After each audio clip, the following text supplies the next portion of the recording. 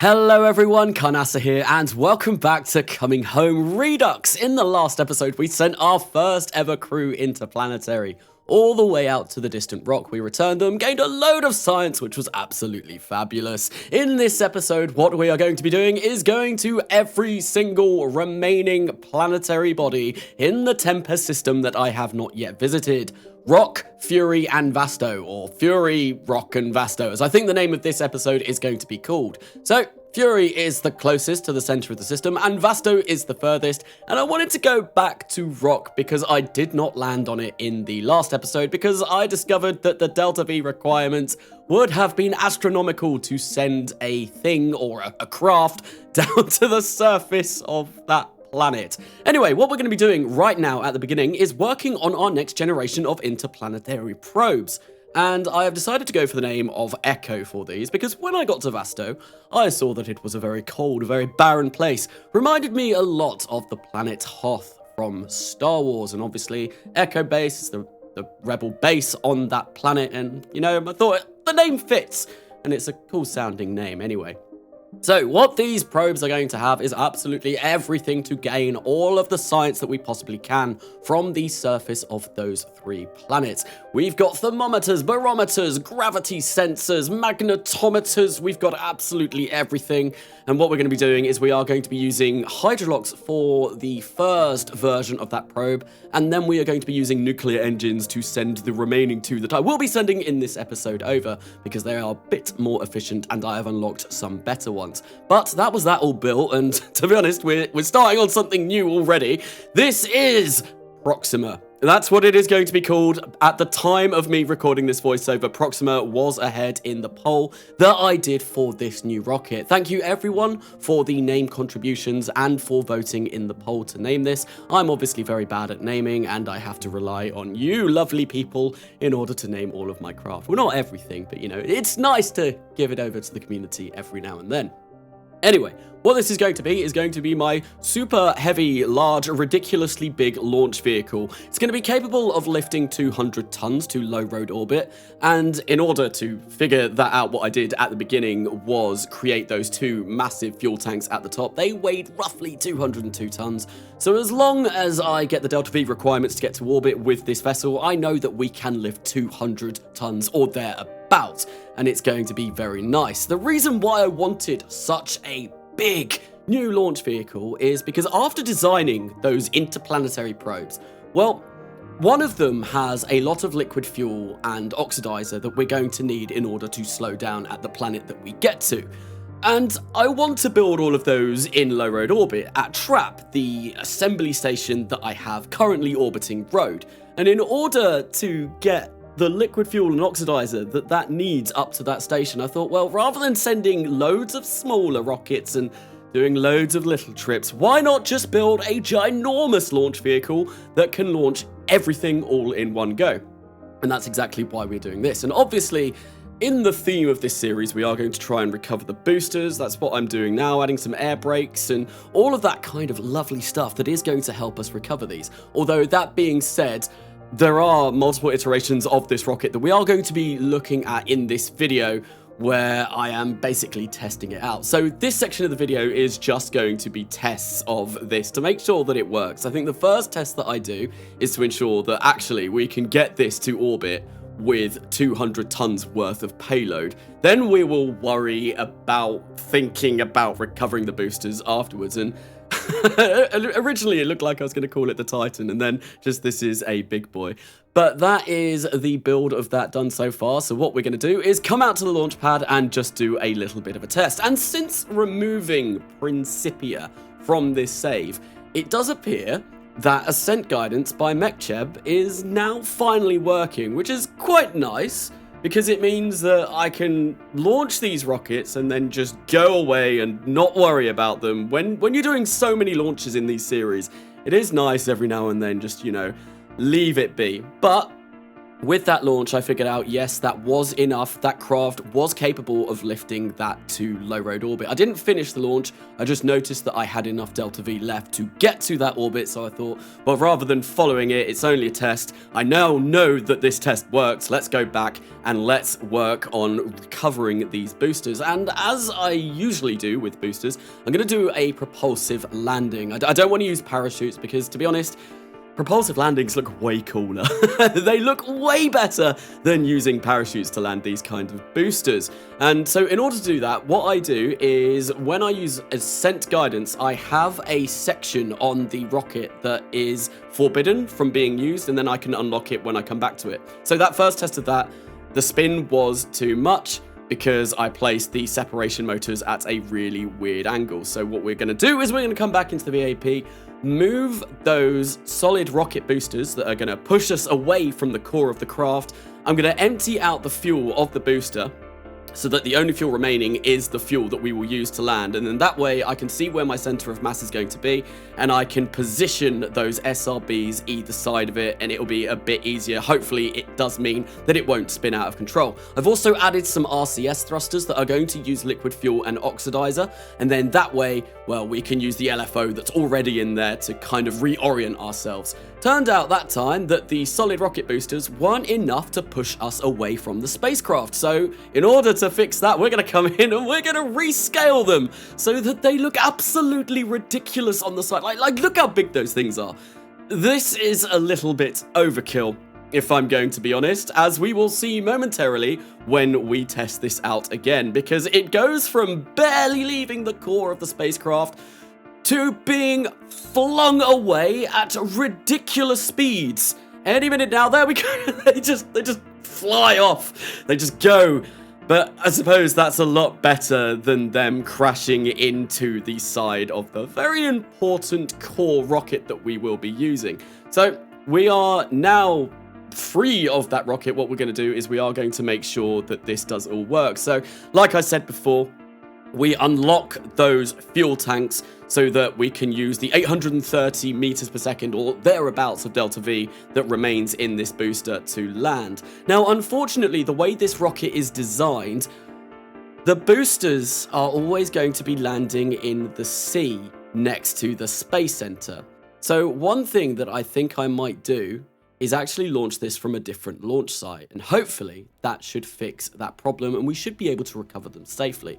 But anyway, that was Proxima, all built up and designed. Now what we're going to do is we're going to launch some new liquid hydrogen all the way up to the space station because, as I mentioned, the new probes that we are going to be sending over, they are going to be running on hydrolox and they are going to be running on nuclear engines, and nuclear engines do require liquid hydrogen to work. This will be the only refueling mission that I show in this episode because, to be honest, I've shown these quite a lot. At the beginning of the last episode, we saw 4 of them go off in unison, so we don't really need to see a lot of this. And now we're going to be launching Proxima for the first time. And I did not auto-strut this. I did not auto-strut the payload. So as soon as we got out to the launch pad, well, one of the payload fairings fell off.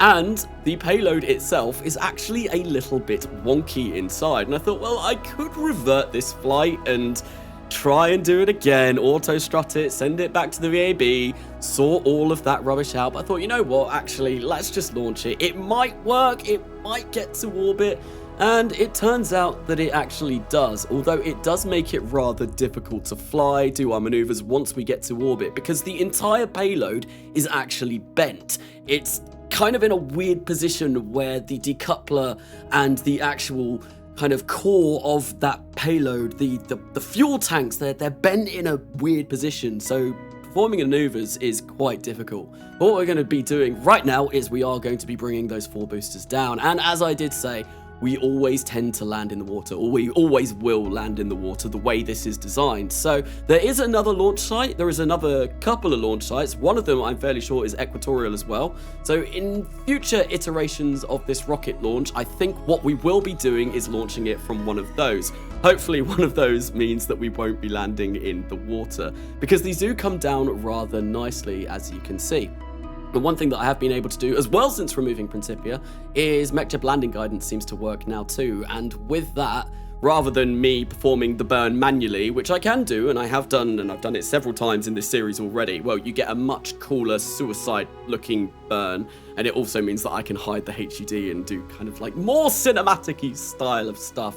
Although not that this series has really been all that cinematic compared to, say, my other series, The Next Millennia, which hopefully I will be getting on with soon. I know people have been asking for that, and basically at the moment it's very slow to run the game. I need to go in, I need to prune a lot of files, I need to make sure that it runs properly because it's not fun going to it. It takes ages to load, it's a really old save, it's really bloated, I need to fix it. I am trying to fix it, but I do have other things, obviously, that I need to do as well, like university work and all of that. Anyway, we are now at Trap with this rather difficult to maneuver payload, and we end up screaming straight past it because once again I forgot to start the burn in time.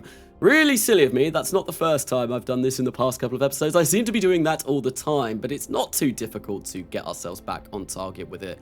And rather than using the fuel in that orbital stage, we're actually just going to use the RCS thrusters on the payload to maneuver ourselves into the space station. So what this is just going to be a ginormous tank that holds a lot of liquid fuel and oxidizer. So it's a resupply mission, but at the same time it is also going to be a permanent structure of the space station. And then that way, whenever we resupply the space station with more LFO, well, we've got somewhere to store it, because the LFO storage on there at the moment was, quite frankly, really small.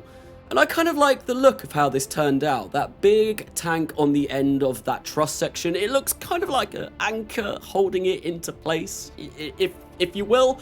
Maybe that's just kind of what I see from it anyway. Okay, well, with that being done, it is now time to visit Fury, Rock, and Vasto. So we're going to get the crew on board Trap to start building the first of these, which has been named Fury Lander Probe 1, to be named, but it is Echo 1. It is Echo 1, and it doesn't take an awful long time to actually get this all built up and released from the space station. Honestly, building spacecraft in outer space, that's one of the best things about this series. I love it. I absolutely love it. It's amazing, and it's just so satisfying getting all this infrastructure up into place. And talking about that, I am planning on doing a lot more cool stuff with building in space relatively soon. It won't be in the next couple of episodes because that is going to be the Hydrus mission that I mentioned in the previous episode, but no, we are going to start mining uranite from one of the moons of Rhode. We're going to turn that into enriched uranium, and then we're going to turn that into fission pellets for our new generation of interplanetary ships, which I did design on a live stream yesterday. And I might go back to that design and touch it up a little bit, but I was quite happy with how that turned out. Anyway, we have got Echo 1 all the way over to Fury. We're going to use a little bit of that liquid hydrogen stage to slow ourselves down, and then switch over to the Poodle LFO stage that will complete our burn and hopefully capture us into a nice low circular orbit around Fury. Now, the reason why I want nice, low, and circular is that way it's a lot easier to pick my landing site. Although that being said, my landing site wasn't the best, as we will see momentarily, but we have now begun our descent burn. And what we're going to do is, of course, we are going to get rid of all of the solar panels, deploy them, or retract them even, so that they don't break as we come down through the atmosphere. All the while trying to gather all of the science that I possibly can from this whilst we are flying over different biomes in the upper atmosphere. The atmospheric analysis experiment that I do have on this is biome specific, so it was a bit of a case of me trying and looking at the biome that I was in and quickly running that experiment. There were 4 on here, and I did store the experiments because we did not have enough electric charge to transmit them without those solar panels being deployed. But we've got through the worst of Fury's atmosphere now, and as I said, the landing site was not the best because we come down on a ginormous mountain. Yeah, not brilliant. The reason why I didn't see this is because obviously we are landing at dusk, and because of that, well, it was quite difficult to notice this on the map. But there we go, we have touched down on the surface of Fury for the first time in this series. We're going to deploy the solar panels, and we're going to run all of the scientific experiments that we can on this to gain as much science as possible so I can unlock some tasty new parts in the vehicle assembly building that are going to really help with going interplanetary again with crew. But as we were on the dark side of Fury, I decided, well, let's time warp ahead a little bit until we get into the daytime, and then I can run every single experiment again. And that's what we're going to do. And I also had this crazy thought. We're in the Highlands, we're on a massive slope. This isn't a rover, but it's a circle. Let's turn it into a rover. Let's turn the entire thing into a wheel and see if we can roll down the hill and maybe hit a Midlands biome. Unfortunately, as you can see, we were losing many parts of this as we made our way down because I was a little bit too aggressive with this, and yes, all of the solar panels broke off. I don't know what else broke off, but it wasn't just the solar panels, but we were losing parts galore. So when we got to this rather steep section here, I thought, you know what? We're never getting down that without breaking the entire thing. So I gave up on that idea, which was a bit of a shame. Would have been nice to maybe hit another biome, but it does mean that maybe in the future we can send some sort of rover or maybe even a flying device over to Fury, because it does have an atmosphere. So we can use propellers and all of those kind of things to maybe fly around the planet, which will be very cool. Anyway, we returned even to Trap to start work on Echo 3. Yes, I've gone for Echo 3 before Echo 2 because Echo 3, the mission actually finished before Echo 2 because this is going to Rock and Echo 2 is going to Vasto. And Vasto, being the furthest planet in this system, takes quite a long time to get to. And that is one thing I did mention in the last video. I'm trying to film this and release this and edit it so that all of the missions are contained together. So rather than me burning all three of these at road and then you seeing all three of them and then I'll switch to each one individually, I'll just burn one, then get to its destination, and then we can see the mission in its completion without any interruptions. I think it might be a bit of a nicer way to do this. But we are now at Rock. We've travelled about a year to get here, so it is quite a while. And bearing in mind as well, at the same time, this is also going on with the Hydrus mission in the next episode and the Big Chungus Star Needle mission from the last episode. So there has been a lot going on during this time. But we are at Rock, and now we are beginning our descent burn. And you may have noticed I had about 6,000 meters per second of delta V left before we start our descent, which I thought, well, we're only going about 3,000 meters per second in orbit. That should be more than enough to get us a nice, safe descent. Oh boy, was I wrong. So Rock, it's very big. It's very big. The gravity losses are insane. There is an option in MechJeb to see what the gravity losses are, but I forgot to turn it on for this. I would be very curious the next time that I attempt a landing on Rock to see what those would be. But you can see I am pitching up quite aggressively because we were coming down way too fast, and I did not want to crash into the surface of Rock too early without being able to burn all of my fuel. Turns out that we are going to burn all of our fuel anyway, all 6,000 meters per second of delta V, and we still crash into the surface of Rock. Well, I think in order to make this viable, what I am going to have to do is have a much higher thrust-to-weight ratio engine, because we're only at about 1.2 thrust-to-weight ratio with these engines now, and as you can see, we go crashing into the surface. A bit of a disaster for that mission. So out of the two missions that we've sent so far, one of them broke apart rolling down a hill, and the other one didn't even get to land because we ran out of fuel. Okay, so we're coming back for mission number 3. Now this was a little bit of a bizarre occurrence. All of my crew decided to stop working because their habitation timers had run out, and I was like, well, they should definitely have enough hab timer on here. I was very confused as to what was going on. So I thought, well, that's not good. Let's quickly get them into the cockpit of that cargo buzzard and we will send them back home. And that way, well, we can get them back to safety. We still have a pilot that didn't turn into a tourist, so that was fine. But what I didn't realize is that the nuclear reactor on here had actually run out of fuel. We do have more enriched uranium in the cargo buzzard though, so what we're going to do is we are going to turn off that reactor, transfer the fuel across, turn the reactor back on, gain some power, and then all of the habitats will start working again, and that meant that all of the engineers on board this space station returned to active duty. So we could carry on with building Echo 2. So obviously this happened before Echo 3 was released. yeah, it was a little bit concerning, and I was a bit worried that I'd completely screwed over every single crew member on board, but no, it wasn't the end of the world, and we were able to get the whole station up and running again. And with that, we were able to produce this spacecraft, which is quite considerably smaller than Echo 3. I'm getting them mixed up. Yeah, this was the smaller one, but we are still using a nuclear engine, still running on liquid hydrogen.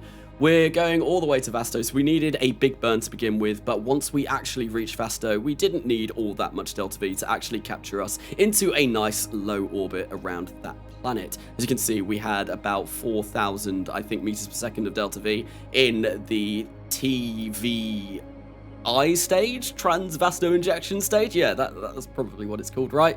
And we only have, well, just shy of 2,000 meters per second in our capture stage around Vasto. Here we are, just fine-tuning our maneuver so that we get as close to Vasto as possible once we arrive. That way we can make the most of the planet to actually capture and hopefully get a nice little orbit around that planet. And of course, I'm faffing about with the maneuvers as usual, but we do get there in the end. We do manage to get our nice close encounter. Periaps of 177,000, which really isn't all that bad at all. There we go, we're firing up those poodle engines and capturing us around this rather large rock. I don't actually know how big Vasto is compared to the other planets. I don't think it's that large, because I was able to check the gravity scans on the probe that we've got at the moment, and I don't think the gravity is all that high. The atmosphere starts at 50,000, so it is quite a low atmosphere, and it seems that the atmosphere, it doesn't really do much, and then all of a sudden you hit this point where it really bites into your spacecraft and it slows it down dramatically. There we go, we can start seeing the re-entry effects coming in now, which means we are getting to that point where we are going to be slowing down pretty damn fast. But with that, all that remains to do is gather all of the science, arm the parachutes, and hopefully touch down rather safely on the surface. Or so you would think. We're coming down at a whopping 4 meters per second. Apparently, that is still too fast for this planet because we explode. Beats me how that happened, I really don't know. That's really annoying. We lost a lot of science because of that mishap. Anyway, that will be the end of this episode. Thank you for watching. I hope you've enjoyed it. If you have, why not give it a like? If you've really enjoyed it and want to keep up with the content on my channel, please do consider subscribing. I have been Carnasa, and I will see you later.